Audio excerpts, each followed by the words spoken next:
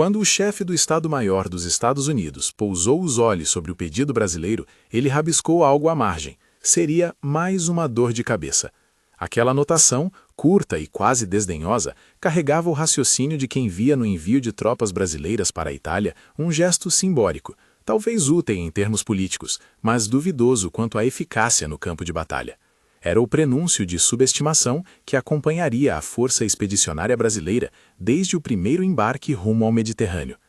Esse ponto de partida, o desacordo entre a expectativa externa e a realidade que se seguiria, é a chave para entender por que atos pequenos, individuais e supostamente periféricos acabaram por virar argumentos poderosos contra o descrédito.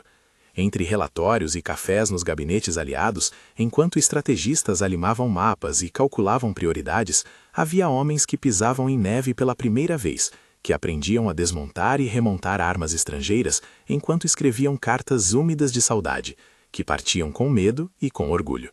Os pracinhas, como logo seriam lembrados, carregavam nas botas e no peito uma prova discreta. A coragem não se fabrica em gabinetes, e o valor não responde a previsões tabeladas. A FEB nasceu na confluência de pressões diplomáticas e de um desejo nacional de afirmar presença. Getúlio Vargas viu na participação uma oportunidade de reconhecimento internacional. Washington anotou o compromisso com desconfiança. Muitos no Brasil, entre civis e militares, ainda não tinham certeza do que esperar. As tropas foram recrutadas num país onde o serviço militar convivia com desigualdades sociais e com uma complexidade racial que, apesar de invisibilizada em muitos discursos, era palpável nas fileiras.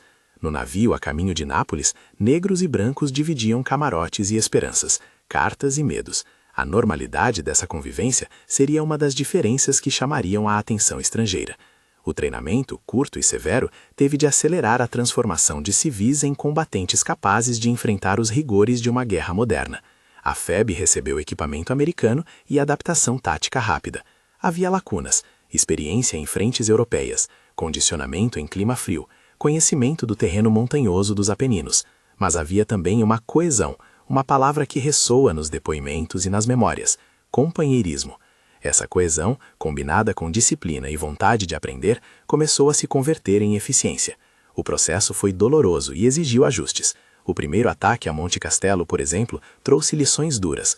Falhas de coordenação, subestimação do terreno e a intensidade da artilharia inimiga deixaram marcas. Mascarenhas de Moraes no comando estudou cada erro, reestruturou abordagens e transformou frustração em planejamento. Monte Castelo se impôs uma paisagem como um nó de pedra, punho fechado do terreno que dominava rotas e visibilidade. Tomá-lo significava abrir uma fresta estratégica na defesa inimiga. Quando, após tentativas e um aprendizado tático que envolveu toda a cadeia de comando e a tenacidade dos homens no solo, a posição foi conquistada, o gesto foi mais do que militar. Foi um sinal de que o que antes era visto como excentricidade podia surpreender. A imprensa aliada, que no início tratara a FEB como curiosidade, começou a anotar com mais seriedade as linhas de frente que se moviam sob a bandeira do Brasil. No entanto, a história da FEB não se escreve apenas em mapas de manobras e listas de posições tomadas. Ela se escreve em noites geladas, em aproximações furtivas, em socorros improvisados às pressas.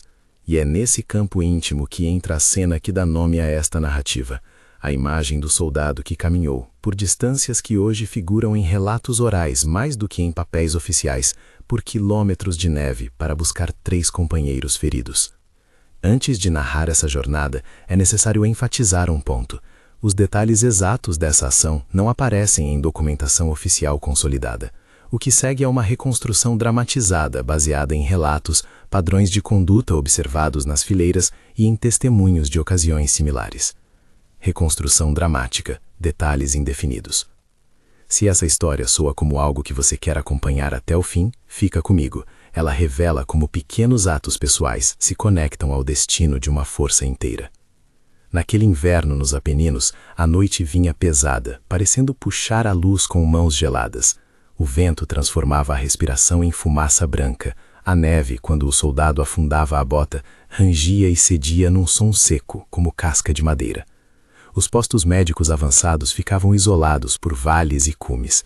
Uma patrulha poderia levar horas para alcançar um colega ferido. se a visibilidade, a rota e o fogo inimigo permitissem. Em várias ocasiões, mensagens chegavam pelo rádio com comunicação truncada ou por mensageiros que atravessavam trilhas de gelo. Era nesse campo de urgência e limitação que surgiam decisões pessoais capazes de mudar destinos. O homem que naquele relato encarna o ato de caminhar 12 quilômetros é na narrativa um soldado brasileiro, identidade consciente indefinida. Ele não aparece nos registros oficiais com um nome que possamos afirmar aqui sem fontes. Ele representa também muitos outros que fizeram escolhas parecidas. A reconstrução da sua marcha começa numa ordem diplomática simples e crua. 3 companheiros feridos, isolados em terreno exposto, risco de hipotermia e choque, impossibilidade de evacuação imediata por veículos por causa do terreno ou do fogo inimigo. O comando local avalia, a equipe médica prioriza e a alternativa mais rápida, na prática, é uma patrulha a pé. Ao aceitar a missão, o soldado ajustou o rifle nas costas e agarrou uma mochila com itens essenciais, ataduras, combustível para aquecer, talvez um pouco de comida racionada. Carregar 3 corpos seria inviável sem auxílio. O que ele carregou foi a capacidade de improvisar, faixas, lonas para arrastar, uma pequena maca se disponível, ou a coordenação com um reduzido grupo de voluntários para compartilhar o peso. Reconstrução dramática. Detalhes indefinidos. A marcha começou com passos curtos, a economia do gesto corporal necessária para poupar energia. A altitude cortava o ar, fazia os pulmões arderem mais cedo que o costume. Cada passo era medido, não apenas pela distância, mas pelo cálculo mental de quanto resto de força sobraria depois de cada subida. De vez em quando, ele parava, inclinava a cabeça para trás e observava as estrelas, procurando referências no céu quando os traçados dos trilhos haviam sido apagados pela neve recente. À sua volta havia o silêncio tenso da montanha, interrompido apenas por estalidos de galhos e por passos raros de pequenos grupos, que, como ele, se deslocavam com pressa. O frio era um adversário que, diferente de um homem, não podia ser negociado. Do ponto de vista tático, avançar em terreno conhecido pelos defensores requer cautela redobrada. O soldado e eventual pequeno destacamento progrediram com atenção às trilhas laterais, evitando cumes que traziam exposição ao observador inimigo. Caminhar sob a cobertura de um vale, ou às vezes usar linhas de árvores e ruínas para a ocultação, fazia parte da rotina. Sinais de fumaça de antigas fogueiras, marcas de botas recentes ou pedaços de tecido pendurados em arbustos eram pistas que poderiam indicar presença inimiga ou a rota mais segura. A prática de interpretar esses sinais vinha da experiência dos que haviam feito patrulhas de reconhecimento. Em muitos casos, os pracinhas aprenderam com a própria necessidade. Quando restavam uns poucos quilômetros para o local onde os feridos haviam sido vistos pela última vez, o ambiente mudou. O som do vento aumentou e a orientação por ruído ficou mais difícil. As mãos do soldado, cobertas por luvas gastas, perderam parte da destreza. Ele precisou improvisar uma tala com um pedaço de madeira para um colega com fratura exposta ou enrolar uma camisa em torno de uma ferida que sangrava muito. Pequenos atos médicos aplicados sobre a luz trêmula das lanternas eram parte do serviço. Compressas com álcool para limpar, pressão sobre feridas, tentativa de manter os corpos aquecidos. Em frente à impossibilidade de evacuar com meios mecanizados, a solução foi sempre humana: carregar o peso do amigo, literalmente ou simbolicamente. Há um ponto crítico na narrativa desse resgate que merece atenção: a plausibilidade física. Transportar 3 homens por longas distâncias na neve é quase sempre impossível sem equipamentos adequados ou sem auxílio em números. Portanto, a reconstrução admite variações. Ou o soldado participou de uma operação de resgate em que o deslocamento foi compartilhado por uma dupla de companheiros, ou usaram dispositivos improvisados.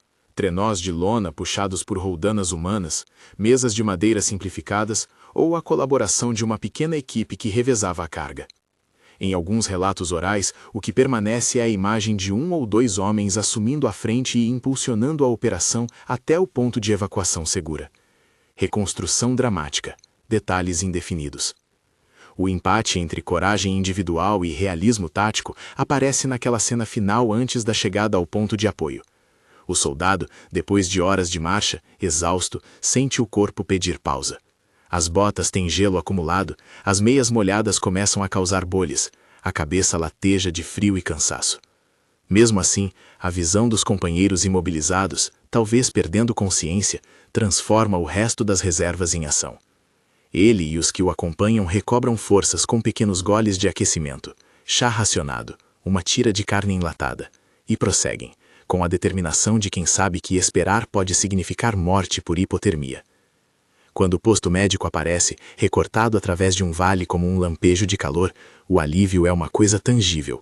Os feridos são transferidos com pressa para aquecimento, as coberturas são trocadas, a intravenosa improvisada começa a dar sinais de efeito. O soldado, que havia caminhado o que a tradição oral quer fixar como 12 quilômetros, apenas respira. Não há protagonismo nas suas ações, apenas o desgaste profundo que a responsabilidade militar impõe.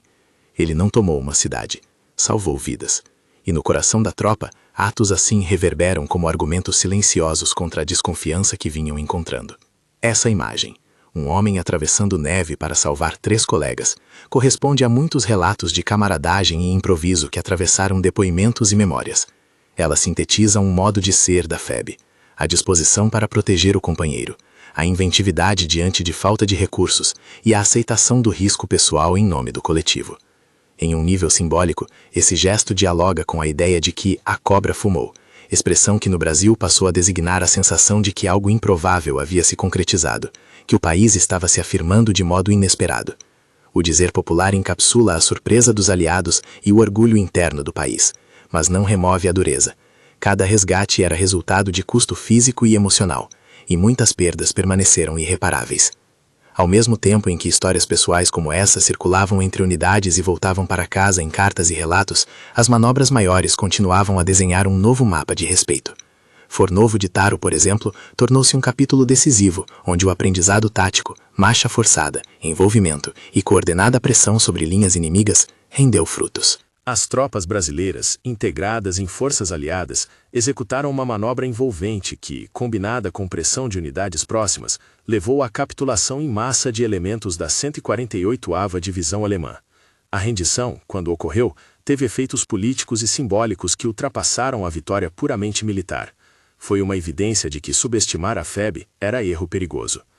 A marcha forçada que precedeu Fornovo exigiu disciplina e resistência.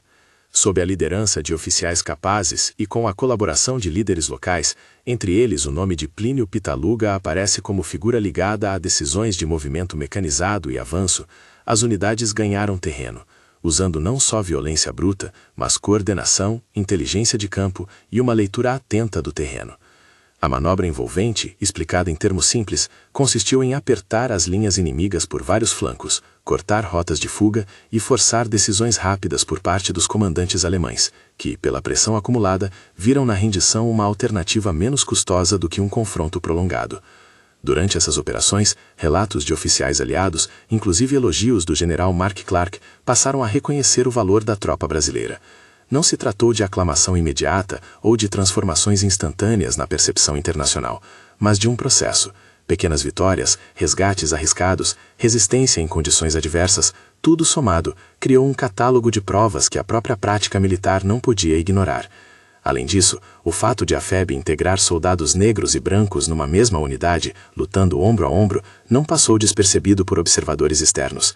Em alguns círculos, a disciplina e a eficácia daquele arranjo social militar suscitavam reflexões sobre preconceitos então vigentes.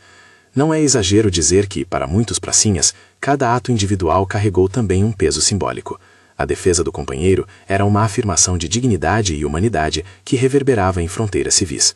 Em cartas de volta ao Brasil, em pequenos encontros pós-serviço, em memoriais improvisados, a narrativa da FEB se enredou com a história social do país.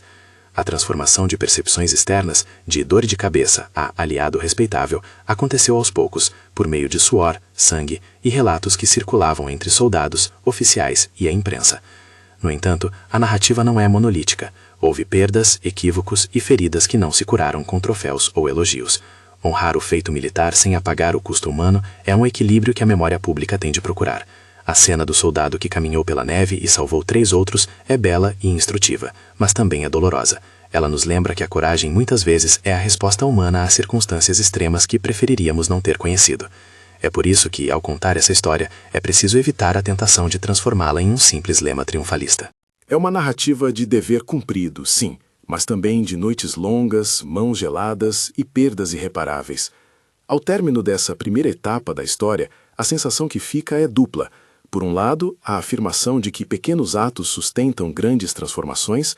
Por outro, a consciência de que a guerra é um terreno onde o heroísmo convive com tragédia. Ainda há muito por desdobrar. Como a FEB consolidou seus métodos entre Monte Castelo e Fornovo, de que maneira o reconhecimento aliado se traduziu em repercussões políticas, quais foram os custos concretos para as famílias que esperavam notícias e como as memórias desses eventos foram transmitidas através das décadas.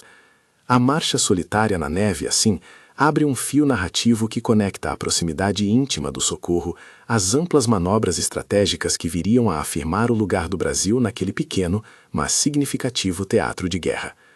O fio que liga a marcha de um homem pela neve à capitulação de uma divisão inteira passa por muitos detalhes: disciplina, treinamento acelerado, decisões táticas, improviso médico e, sobretudo, uma cultura interna que trocou suspeita por confiança. Depois das primeiras investidas em Monte Castelo, o comando brasileiro não desejou repetir erros. Mascarenhas de Moraes comandou um esforço de aprendizado que foi, ao mesmo tempo, prático e quase obstinado. Horas dedicadas à análise de mapas, revisões de horários de barragem de artilharia, ensaios de aproximação sob fogo e uma ênfase renovada na coordenação entre infantaria, artilharia e apoio aéreo aliado. O processo não prometeu milagres, prometeu disciplina, treino e uma atenção obsessiva aos detalhes que haviam faltado no ataque anterior. Em palavras simples, o que mudou foi o modo de lutar. Se antes a FEB encarava certos episódios como improvisação, passou a sistematizá-los. Pequenas unidades aprenderam a se mover em formaturas que reduzissem exposição. Os sargentos ganharam autonomia tática para decidir no momento certo, e a artilharia brasileira, agora melhor sincronizada com observadores de infantaria, aprendeu a desenhar barragens de proteção que abriam caminhos seguros para a aproximação.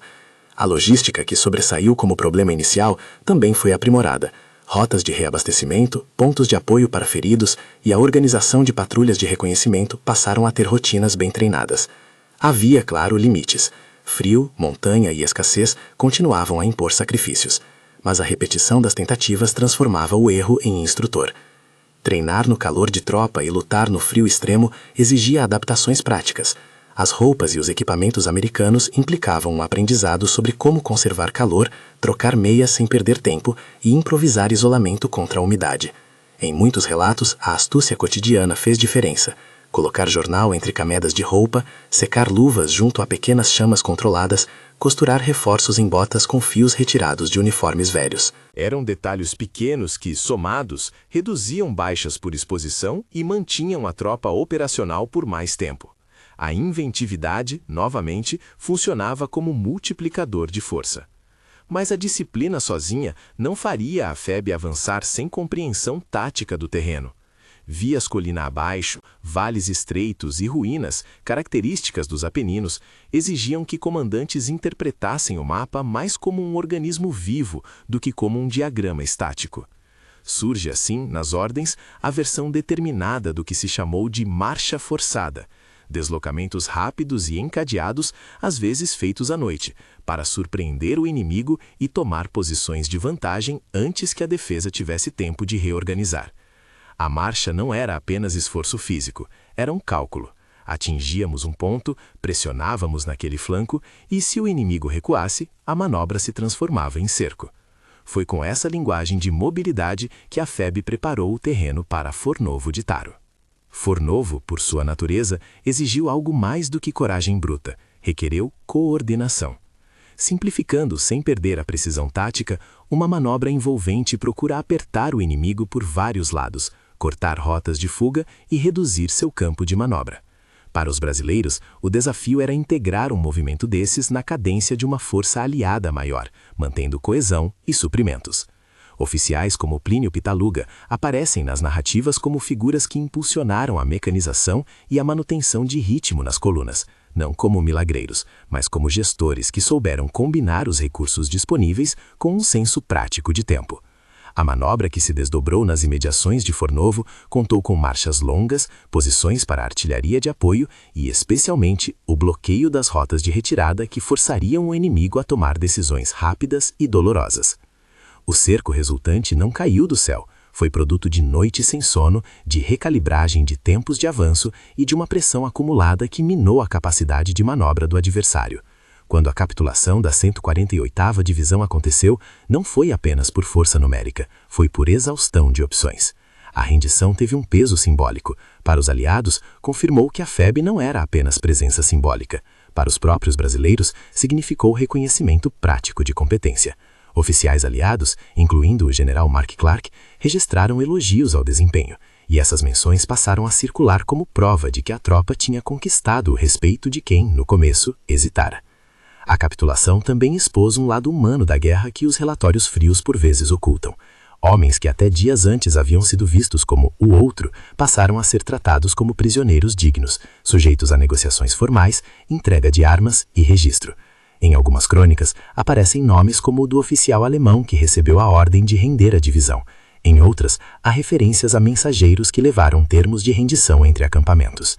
Esses momentos de formalidade militar, mensagens, papéis, selos de comando, contrastam com a intimidade das patrulhas que arriscavam vidas por um companheiro ferido nas redondezas. A guerra tem desses contrastes, cenas protocolares e cenas domésticas, ambas igualmente decisivas no tecido da história. Entre a escala estratégica e a experiência íntima, o soldado que caminhou na neve volta a emergir como representação. Reconstrução dramática, detalhes indefinidos. Em um cenário plausível dentro do teatro de operações, não raro o mesmo homem que ajudou a arrastar um colega por um vale escarpado, acompanhou, dias depois, uma coluna que assistia à rendição de adversários que antes podiam confundi-lo com qualquer homem comum. A colisão desses dois mundos, o salvamento próximo e a vista ampla da rendição, alimentou muitas memórias. O sentido de dever não era separado da compreensão do inimigo como pessoa, e a vitória não apagava o eco do sofrimento. Ver inimigos desarmados entregar insígnias, ouvir ordens ecoando entre filas hostis, enquanto se lembre de amigos perdidos no caminho, criava um caleidoscópio de emoções que não se encaixam em rótulos simples. As conversas voltaram mais tarde para casa, em cartas que, entre libites e censuras, descreviam dias de frio, improvisos e, às vezes, a alegria de ver a bandeira hasteada em terreno conquistado. Essas correspondências ajudaram a fechar o circuito entre fronte e lar. No Brasil, a presença da FEB abriu janelas de imaginário. O soldado que escreveu de um inverno italiano falou de solidariedade, do gesto de um companheiro que carregou um ferido na neve, e aqueles relatos chegaram às famílias como provas e, ao mesmo tempo, como perguntas. Quem voltaria? Quem não voltaria? A relativa glória de algumas batalhas conviveu com o silêncio de quem aguardava notícias que às vezes não chegavam. A recepção doméstica foi complexa. Para alguns veteranos, o retorno significou homenagem e reintegração com status. Para outros, significou desorientação diante de um país que havia mudado pouco no dia a dia, apesar do espetáculo de reconhecimento internacional. Há registros que apontam para festas e desfiles. Há também histórias de esquecimento administrativo, de dificuldades para arrumar emprego e da morte de companheiros permanecer como ferida aberta nas famílias. Dignificar a memória desses homens e mulheres exigiu esforço coletivo, associações de veteranos, relatos orais e, mais tarde, historiografia que buscou colocar os pracinhas no mapa da memória nacional. Nesse processo, a figura do resgatador solitário, o homem que cruzou quilômetros de neve, assumiu um valor simbólico. Mesmo tratado como reconstrução em muitos casos, o gesto serve de lente para compreender como a solidariedade na trincheira é, muitas vezes, a medida mais precisa do que significa pertencer a uma força. A presença de soldados negros nas fileiras da FEB atraiu olhares e questionamentos. O convívio cotidiano entre brancos e negros sobre o mesmo cano de fuzil era para muitos observadores estrangeiros um dado notável, não por fazer desaparecer o racismo estrutural, mas por apresentar uma realidade distinta dentro de um contexto de guerra. Homens de diferentes origens lutando lado a lado, dividindo riscos e abrigo. Esse fato alimentou debates posteriores, em que alguns historiadores observam que a imagem brasileira no exterior contribuiu para reflexões sobre segregação em contextos militares. Há controvérsias. Enquanto alguns apontam que a atuação da FEB ajudou a pressionar discussões sobre políticas de integração, outros lembram que decisões como a do presidente norte-americano em 1948, que levou à integração formal das Forças Armadas dos Estados Unidos, decorreram de um conjunto mais amplo de fatores. O ponto segue sensível. A atuação brasileira é parte de um mosaico que incluiu pressões internas, dinâmicas de guerra e movimentos políticos mais amplos, e não uma causa única ou exclusiva. No plano militar e simbólico, o legado da FEB se cristalizou em imagens e frases. A cobra fumou, expressão que circulou como síntese da surpresa causada pelo desempenho da tropa, virou sinal de que subestimar era erro. Mas essa metáfora não anula o custo. A memória pública convive com placas, relatos e homenagens, mas também com perguntas sobre como a nação cuidou de quem voltou. O reconhecimento internacional, traduzido em elogios e em atenção de aliados, veio com demora e com limites. O processo de transformar mérito militar em políticas de assistência e memória foi longo e, por vezes, conflituoso. Muitos ex-pracinhas encontraram na narrativa coletiva um alicerce para suas identidades.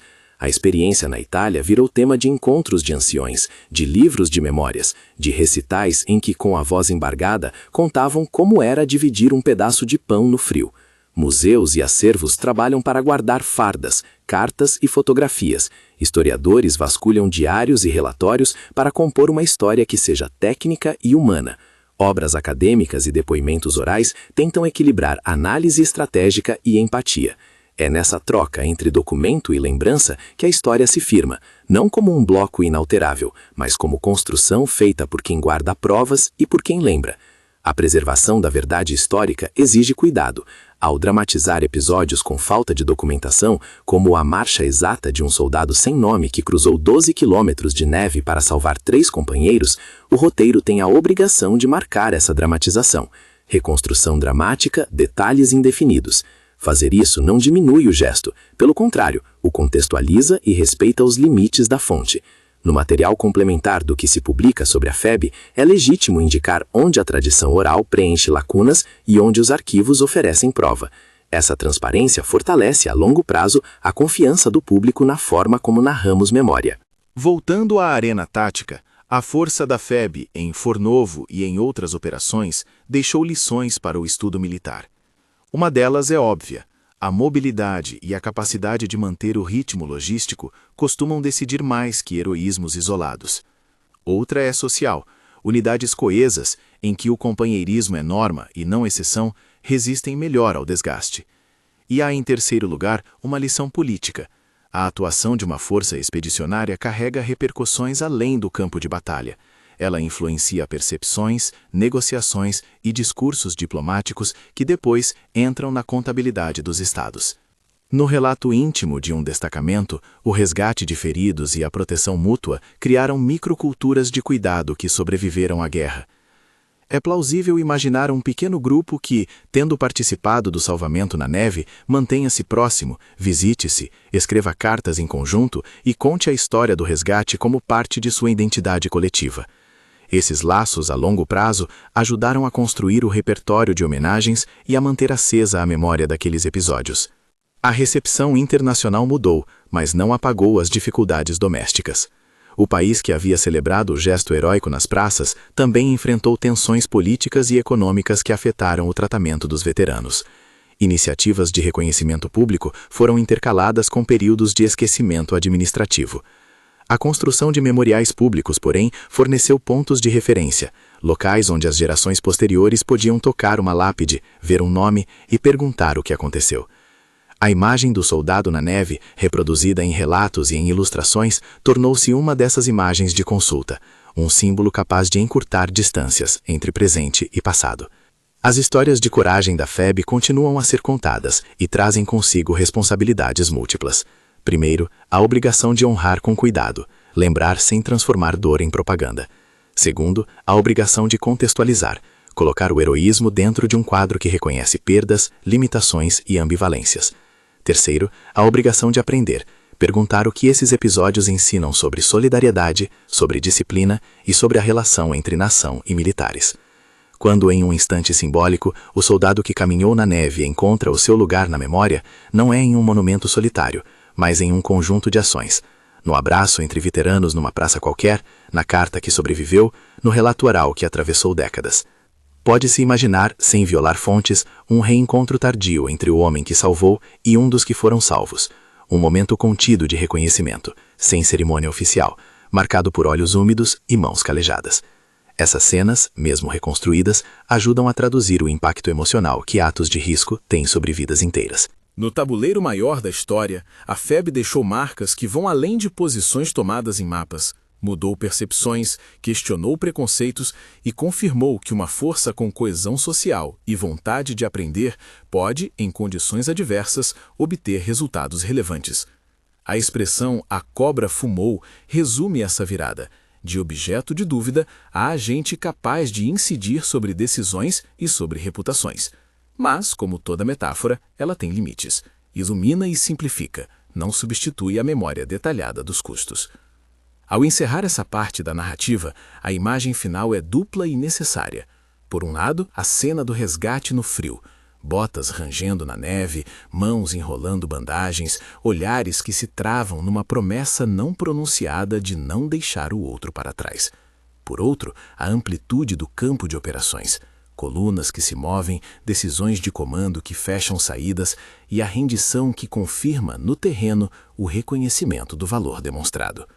Ambas as imagens pertencem à mesma verdade.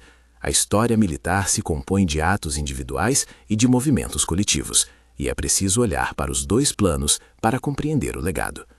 O que permanece para o Brasil de hoje é a responsabilidade de lembrar com prudência e respeito.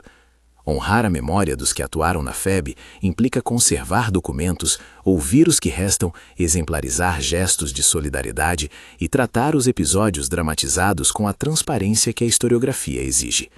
Quando repetimos a história do homem que atravessou a neve para salvar 3 companheiros, devemos sempre lembrar de assinalar onde a narrativa é tradicional e onde ela se apoia em arquivos. Essa distinção fortalece a verdade e preserva a dignidade de quem viveu aqueles dias. Se um espectador ouvir essa história e pensar em alguém que conhece, um avô, uma avó, um vizinho com histórias de guerra, a ponte entre passado e presente ficará mais firme. E se houver um pedido a fazer, é este: que se compartilhe memória com cuidado, que se pesquise com atenção e que se transforme a admiração em ação concreta para preservar acervos e apoiar as famílias afetadas por conflitos. Curta e compartilhe essa narrativa para que gestos de coragem, como o do soldado que atravessou a neve, não se percam no tempo. Queremos saber, qual gesto de coragem da história brasileira mais te emocionou?